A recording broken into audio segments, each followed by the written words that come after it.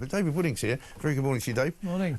You could probably explain it better than me. I mean, the news coverage of Keir Starmer's visit to Scotland was slightly different from our coverage of Keir Starmer's visit to Scotland, because this morning we've just been playing one clip after another, which basically shows Starmer to be a bit of a sort of pointless puppet sitting next to Donald Trump, really not saying very much. Yeah, I mean, obviously newspaper men and women and journalists in the broadcast media all take their own viewpoint on what they think the best line of the story is. Right.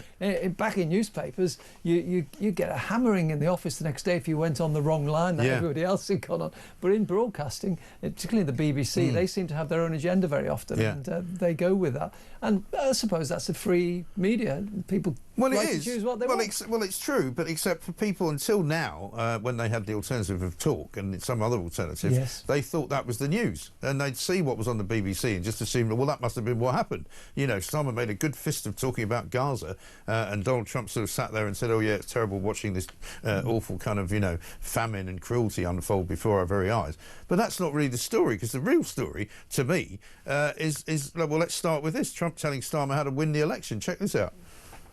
Politics is pretty simple. It's, I assume there's a thing going on between you and Nigel, and it's okay, you know, it's two parties. But generally speaking, the one who cuts taxes the most, the one who gives you the lowest energy prices and the best kind of energy, the one that keeps you out of wars, he's kept you out of wars, but the one that keeps you out of wars, you know, you have a few basics, and you can go back 1,000 years, 1,000,000 years, whoever does these things, but low taxes, keep us safe, keep us out of wars, no crime, stop the crime. And in your case, a big immigration component, you know, because I know that your attitude has become strong on immigration, strong on the toughness of immigration. But I think whoever's going to be, I think I won because we had a lousy president, to be honest with you. We had an incompetent president. But I won because I was very strong on immigration.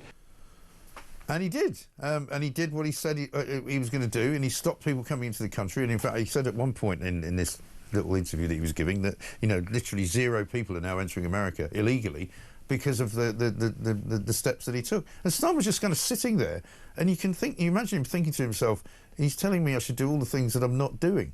You know, and I mean, he said you're cracking down on immigration. Well, he's not, is he? No, he's not. And of course, it was toe curling for him. I mean, you could see him squirming in a chair, sitting there being lectured by a president who is great at ad-libbing or bad at ad-libbing. Yeah. He doesn't seem to have any political draft of what he's going to say before he goes out there. He's doing it all on the hoof. He just talks like an ordinary, again, why people like him and why people like Nigel Farage, they talk like ordinary people. They don't talk like politicians. They don't do that kind of Keir Starmer, you know, we're fixing the foundations and making, you know, nonsense and you can almost hear the cogs whirring around in Keir Starmer's head thinking, get me out of here. What's he going to say next?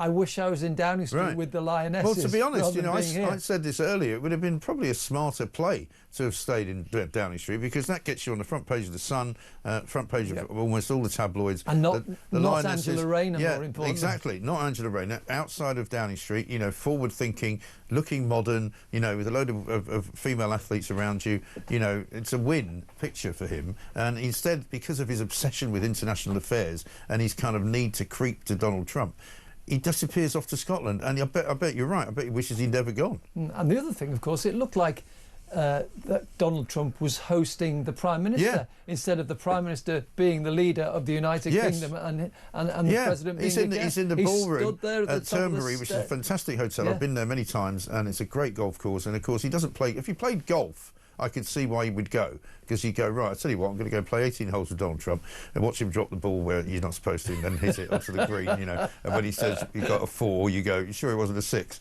All that. But, you know, he doesn't even play golf, so there wasn't really there was no kind of bonding going on. It was just, as you say, it looked like Donald Trump was hosting him in the White House when it was actually the ballroom of a British hotel that he happens to own. And of course, this clip you've just shown, Mike, of how to win an election, it wasn't really 4 points on how to win an election. It was 4 points of where you're mucking it up. You know, migration, bad. crime rocketing, going through the roof, 20% up in the last year.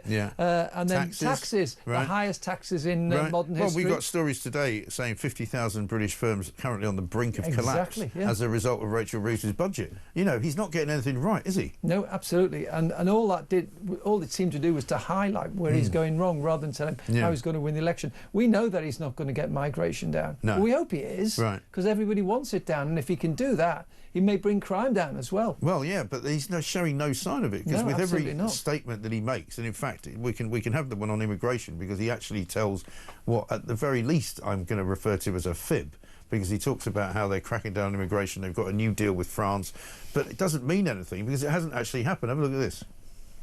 If you're stopping immigration and stopping the wrong people, I give my hats are off to you. You're doing not a good thing, you're doing a fantastic thing. So I know nothing about the boats, but if the boats are loaded up with bad people, and they usually are, because, you know, other countries don't send their best. We just signed an agreement to return them, and we've returned 35,000, in fact, out of the first year of this Labour government, of people who shouldn't be in this country. So we're very pleased that we're getting on with returning people who've got no right to be here. Europe is a much different place than it was just 5 years ago, 10 years ago. And they've got to get their act together. If they don't, you're not going to have Europe anymore, as you know. See, again, you know, a disingenuous reply there from Starmer, because we know the 35,000 people that he sent back was last November.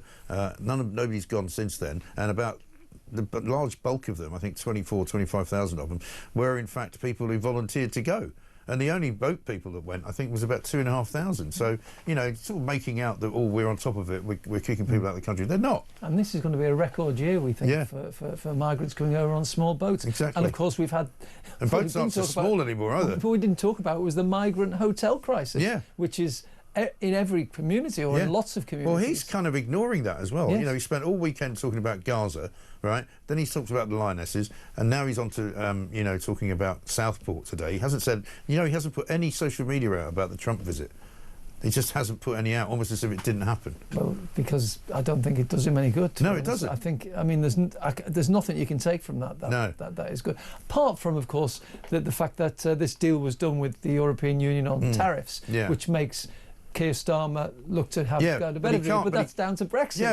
Exactly, and he can't say anything about that because he's mates with Ursula von der Leyen, who was even more humiliated the day before, because the euro's plunged as a result of the deal that she's done, and all the European leaders are saying she's made a complete and utter rick of it, you know, because she's given in to Trump, and they're now paying a huge tariff of 15% on everything going into America, and they're having to buy loads of American stuff. Yeah, and it's shown that Europe will buckle when they need to. As you say, you've had the leader of Hungary saying she's been eaten for breakfast and she looks weak. You've had France saying it's a dark days for the European Union. It's not good for Europe. No, it's not. And Starmer can't look like he's gloating, because then they'll go, well, I thought you were our friend. I thought you were one of us. And he's just actually buckled himself in terms of getting his reset.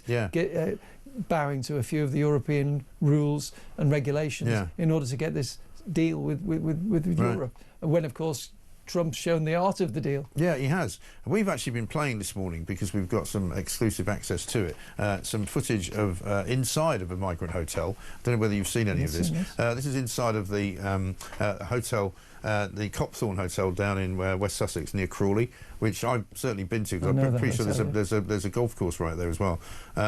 This has been a migrant hotel for some time, for some years. We've got a guy called Aston Knight who was working in there as a hotel contractor, and he's filmed what it's like in there. Have a look at this. I have been quite surprised at the level of luxury that is enjoyed by many of the residents who live at Copthorne Hotel. When I thought of the term illegal migrant hotel, I definitely had a far less luxurious accommodation in my mental image. Perhaps what I found more surprising is the level of affluence of some of the residents themselves as well. So before the housekeeping staff make their rounds, the bedrooms do get rather messy. I mean, you can see here cigarettes and weed and ash all over the tables, banana skins left everywhere, bags of rubbish on the floor, weed grinder, weed and ash all over the desk. In stark contrast to the relative luxury enjoyed by the service users at Copthorne Hotel, in the staff accommodation block, where I have kindly been gifted a room for the duration of my stay, is anything but a luxurious 4-star hotel. The rooms are like boxes, there's no Wi-Fi, no televisions, the signal is terrible. It is literally a box with a bed and a sink. So there you've got, you know, illegal migrants smoking in a hotel, which you and I can't do, smoking weed in a hotel, which you and I certainly can't do, buying weed, presumably with the money that they get given for their sort of subsistence or whatever it is, 3 meals a day, sometimes 4. Just extraordinary. Absolutely, and the government would have us think that then these are not luxury hotels they're staying in. These are just accommodation to get them by and spare rooms. You look at that and you think, a lot of people will be thinking, I wish I could live in that, and I'm getting up at 6 o'clock in the morning every day to go and work. So many people now messaging me every single day to say, I don't know why I'm bothering working, you know. Today we're getting very close to the end of July.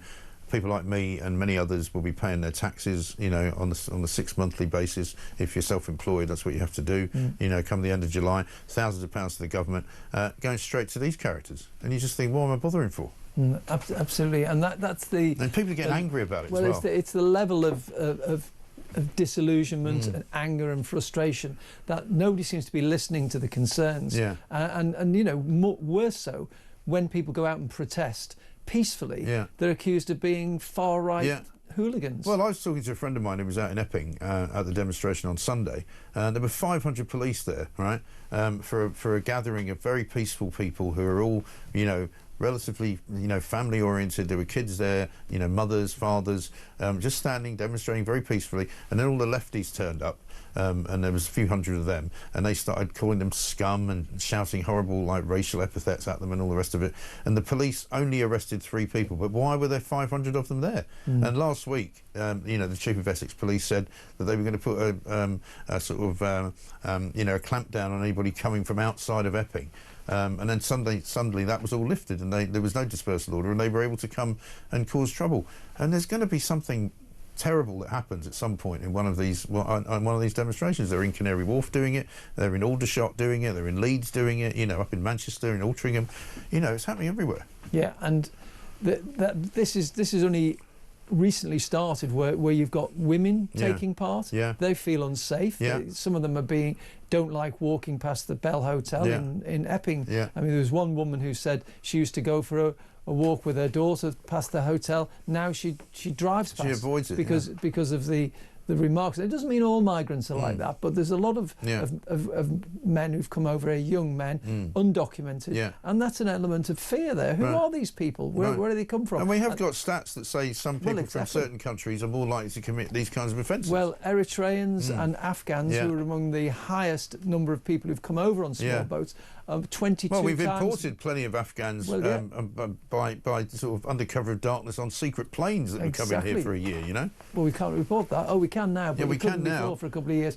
It's 22% more likely to commit a sexual offence. And there was a story in The Sun yesterday which said that I think it was 2,800 sexual offences were carried out by foreign nationals in London over the last 7 years. That's 40% of all sexual crime carried out in the capital. I know. It's absolutely shocking. And people are not stupid. You know, they can read these stories and they can see for themselves what's going on, and they can see the changing face of Britain, and they're not happy about it. And, you know, Starmer needs to recognise that, you know, he said a while ago, I get it, right? But he clearly doesn't get it. And he needs to, otherwise, you know, there's going to be a problem. You don't hear very much either from Yvette Cooper, the Home Secretary, on this. I don't think her heart's in this. I think that a lot of Labour people, and probably Keir Starmer as well, this isn't really their comfort zone, dealing with migration. They're the sort of people, I'm not saying... They want to let them all in, don't they? Well, of course, remember Andrew Neither, back during an advisor in the Blair years, said that he was bringing in more migration, mass migration, to rub the noses of the right-wing voters into diversity, and so it's clear it was a deliberate ploy then. And I think that a lot of people on the left do like open doors migration. Oh, they do, and they feel uncomfortable about cracking down on this, but they know that the only way to win the next election is to have some kind of impact on these big figures, and they know it's overtaken the health service now. We've got huge waiting lists for treatment. Yeah. But the biggest concern people have now is migration. Yeah. It's overtaken it long since. Absolutely right, and it has been for some time. David, great to see you. Thank you very much indeed. David Wooding, journalist, political commentator, of course, right here on Talk.